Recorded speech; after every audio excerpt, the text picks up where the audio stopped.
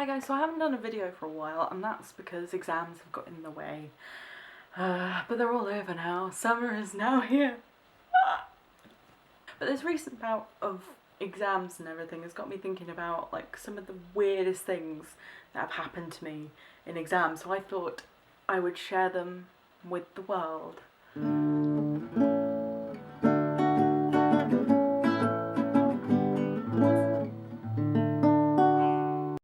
One thing you should know, I have dyspraxia and therefore I have 25% extra time and I have the use of a laptop, which is like the origin of most of the weirdest things that have happened to me in these exams. So the first one is when I was back doing GCSEs, I had this laptop that the school gave me to work on. It had spell check disabled and the keys were the most, like every key I pressed went click, click, click. So when I was writing an essay, it was click, click, click, click. And basically the whole school hated me. Anyone who was sitting exams and knew that I was going to be in there was just like, no, Catherine, can you type quieter? I was like, well, if I type quieter, I'm going to be typing slower. And that's not fair on me, no. So I just annoyed them all instead. I'm sorry if any of you happen to be watching this. There were some people who said it wasn't that bad, other people that were like, it was so annoying. I was like, oh, I can't help it. It's done now. It's long gone. It's history. But anyway, I had this laptop and the invigilators, as you know, definitely, they walk backwards and forwards like, I was going to do like basically they survey, make sure that no one's cheating and everyone's alright and just stuff like that. But anyway, one of the invigilators moved in front of my laptop and I was sat in a corner, so she was just making sure that me and the people behind me weren't cheating and all that kind of stuff. But as she did that, she knocked the power cord out of my laptop. Now that wouldn't have been so bad if I would have just kind of gone, you need to put the power cord back in because I can't leave my chair at the moment. No, thank you. That's what I thought it would have been like. No. Fell out, the screen went black, and my nightmares were real. And it was just like, because it was like, I had about 15 minutes to go, so I was like, this is it. This is how I fail. This is how I die. This is the end. Because everything is heightened with exams involved. But yeah, no, so I panicked. And then the invigilator saw and was like, what? And I was like, and she went, oh my god, and then picked it up, plugged it back in, and then came round, and I was like, yeah, the screen is black. And so I like moved the mouse and everything, and the screen came back on, and she was like, ugh, ugh. And then because of all the panic it caused me, she then, like, I was saving rapidly, but she also let me have a couple of minutes extra time just to make sure that everything was alright and everything, because she felt really bad. I keep knocking the camera, I'm really sorry. The second one is along a similar theme. The exam I had, the very last one I had, the latest, up to date.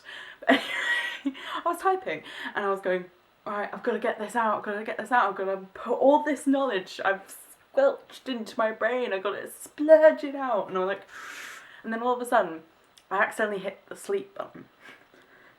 And yeah, my fault, it's okay, but again, the screen went black and I lost it. And I was like, okay, no, it's gonna be fine. I just put it to sleep and I tapped the space bar, I was moving the mouse, and then the screen went blue with a little thing said, no video input. And I was like, no, no, no, no. And the image, I just turned around and was like, there was an invigilator sat like right behind me and I was like, help. And she came over and just was like, and then all my work came back up and I was like, and she again just made sure I had the right amount of time and everything, and I was like, yeah, I'm okay now, I can finish. So two stories about the screen blacking out on me. In Britain, there's this thing called isolation, which is basically when your exams collide, they'll have to move one because you can't sit two exams at the same time. That's physically impossible. So they move one, but because a group of people have already sat that exam, they don't know you could go out and meet with them and go, hey, what questions did you get asked so I can revise them.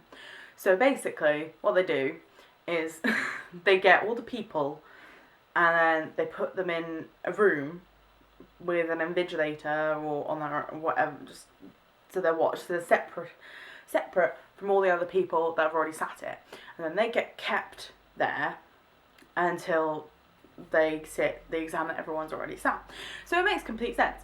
But because me with my extra time and everything, and loads of stuff, I ended up having 3 exams clash.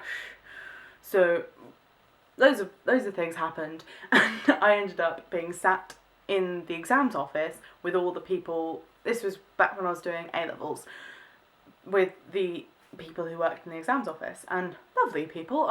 They were some of the sweetest members on staff, but it was just it was like, okay, I'm definitely the odd one out. And there were other people who had to sit the same exam that I did, but because it was basically one of my exams was like 2, and one of them had already, those groups had already sat one of them, and they needed to sit the other one.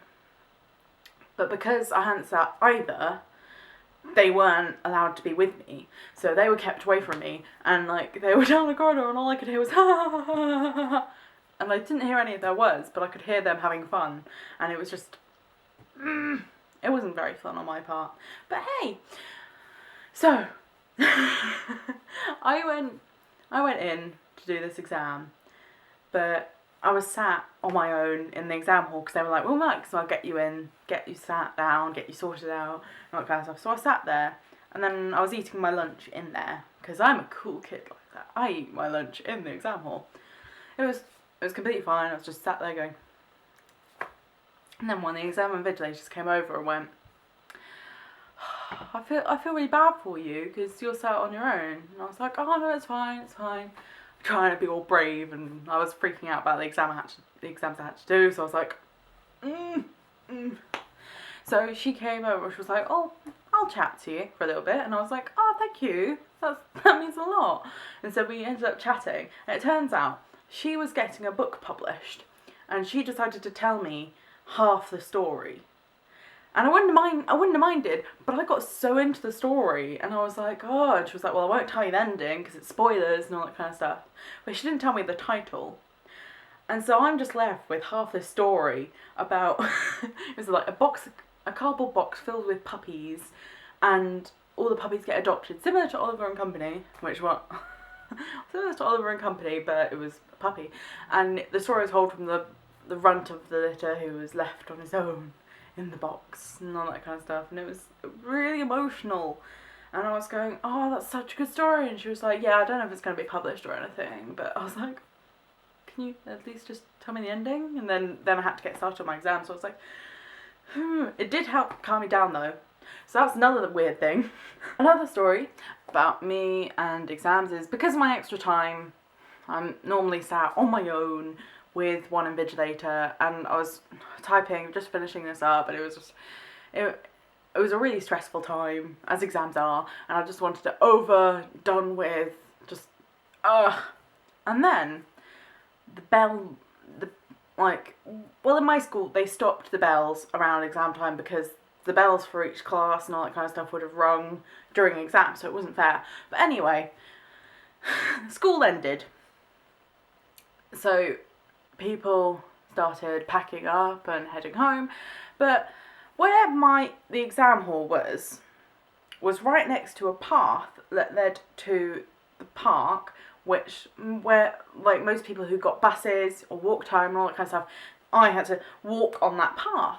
So I was finishing my exam thinking, oh, I've only got like 5 more minutes left, just get this done, I can do this, and all of a sudden half the school just walks straight past, like chatting with each other, going, oh my god, Latin was so tough today, all that kind of stuff. I goes, oh my god, are you getting the bus? Which bus are you getting? Oh, I'm getting the 18. Oh, One Direction, all that kind of stuff. And then it was just like, oh my gosh, like I only have like 2 minutes left, can you just be quiet? And I was getting really antsy, because like, again, exams, all the emotions are heightened. And so the invigilator could tell I was heightened, like emotionally. And she just went over, and there was big glass all on one side, was just glass doors and all that, windows and all that kind of stuff. So she went up and just went, guys! And then she opened and just went, no, she went boof, boof, boof, and then opened the door and went, guys, there's still one girl doing exams in here. Shut up! And then just sat back down. And I was like, you just shouted with the door open. You did more harm than all them put together. But she had good intentions and all that kind of stuff. And she gave me a couple more minutes just to make sure I was okay and everything was fine. And I was like, yeah, no, I'm good. But it's just... And finally, the weirdest, I'm sure there's many other weird things, but this is definitely one of the weirdest. There was this man who was an exam invigilator, but he was bald, he was tall, he was muscly, and so he got the nickname Mob Boss Invigilator or Mafia Invigilator, something that kind of gives you a hint as to what he was. He had a really deep, gravelly voice and just was commanded just attention and authority whenever he walked in, and he was the invigilator that most people were afraid to be caught out on, or all that kind of stuff.